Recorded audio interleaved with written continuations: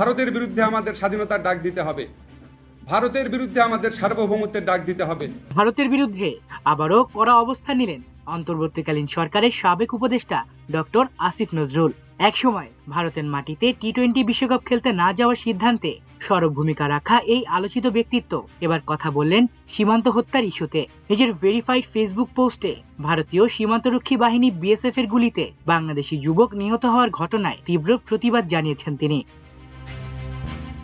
13 মে লালমনিরহাটের আমঝোল সীমান্তে খাদেমুল ইসলাম নামে এক বাংলাদেশি যুবক বিএসএফ এর গুলিতে নিহত হওয়ার ঘটনার পর ক্ষোভ প্রকাশ করেন আসিফ নজরুল। তিনি বলেন, সীমান্তে কাউকে অবৈধভাবে প্রবেশের অভিযোগে গ্রেফতার করা যেতে পারে, প্রয়োজন হলে ফাঁকা গুলি ছুড়ে সতর্ক করা যেতে পারে, কিন্তু সরাসরি গুলি করে হত্যা কোনোভাবেই গ্রহণযোগ্য নয়। ফেসবুক পোস্টে তিনি দাবি করেন, বছরের পর বছর ধরে সীমান্তে বাংলাদেশি হত্যার ঘটনা ঘটলেও গ্রেফতার বা আহত হওয়ার খবর খুব কমই পাওয়া যায়, বরং বারবারই লাশ ফেরত আসে। তার ভাষায়, সীমান্তে লাশ মারিয়ে দুটো দেশের সত্যিকারের বন্ধুত্ব হতে পারে না। তিনি লিখেছেন, 13 মে লালমনিরহাটের আমঝোল সীমান্তে খাদেমুল ইসলাম নামে বাংলাদেশের এক যুবক ভারতীয় সীমান্তরক্ষী বাহিনীর গুলিতে নিহত হন। নির্বাচিত হয়ে বিএনপি সরকার ক্ষমতায় আসার পর সীমান্তে এমন হত্যাকাণ্ডের ঘটনা আরো ঘটেছে। এসব হত্যাকাণ্ডের প্রতিবাদ করছি। আমি আগেও এ নিয়ে লিখেছি, বলেছি। সরকারে থাকার সময়ও আমরা এসব হত্যাকাণ্ডের শক্ত প্রতিবাদ করতাম, কৈফিয়ত তলব করতাম। সীমান্তে আমাদের কঠোর অবস্থানও ছিল। আমার বক্তব্য একটাই, সত্যি সত্যি অবৈধভাবে সীমান্ত পার হতে গেলে কাউকে গ্রেফতার করা যায়, প্রয়োজনে ফাঁকা গুলি করে ভয় দেখিয়ে থামানো যায়, কিন্তু আমরা কোনো গ্রেফতারের ঘটনা শুনি না, ফাঁকা গুলির ঘটনা ঘটে না, এমনকি গুলি লেগে আহত হওয়ার কথাও শুনি না। শুনি শুধু গুলিতে সরাসরি বাংলাদেশের মানুষের হত্যার ঘটনা। এটা কোনো যুক্তিতেই মেনে নেয়ার মতো না। বিএনপি সরকারকে এই হত্যাযজ্ঞ বন্ধ করার ব্যবস্থা নিতে হবে। সীমান্তে লাশ মারিয়ে দুটো দেশের সত্যিকারের বন্ধুত্ব হতে পারে না।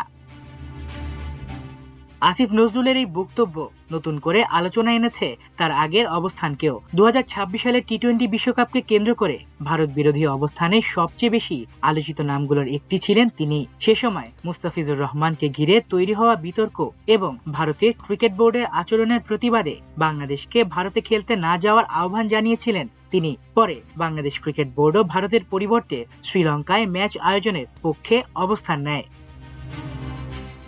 বিশ্লেষকদের মতে, সরকারে থাকুক কিংবা দায়িত্ব ছাড়ার পর ভারত প্রসঙ্গে নিজের অবস্থান থেকে সরে আসেননি আসিফ নজরুল, বরং সীমান্ত হত্যা, কূটনৈতিক সম্পর্ক এবং জাতীয় মর্যাদার প্রশ্নে তিনি ধারাবাহিকভাবেই সরব থেকেছেন। আর সেই কারণেই তার সাম্প্রতিক পোস্টকে অনেকে দেখছেন ভারতের প্রতি আরো একবার সরাসরি আঙুল তোলার বার্তা হিসেবে। সামাজিক যোগাযোগ মাধ্যমেও বিষয়টি নিয়ে ব্যাপক আলোচনা চলছে। কেউ বলছেন, সীমান্ত হত্যার মতো ঘটনায় এমন কড়া অবস্থান নেওয়া প্রয়োজন। আবার কেউ মনে করছেন, ভারত বাংলাদেশ সম্পর্কে সংবেদনশীল সময়ে এ ধরনের বক্তব্য নতুন করে উত্তেজনা বাড়াতে পারে। তবে বিতর্ক যাই থাকুক, আসিফ নজরুল যে আবারও ভারতের ভূমিকা নিয়ে প্রকাশ্যে প্রশ্ন তুলেছেন সেটা এখন স্পষ্ট। আলিফ চৌধুরী, আমার দেশ।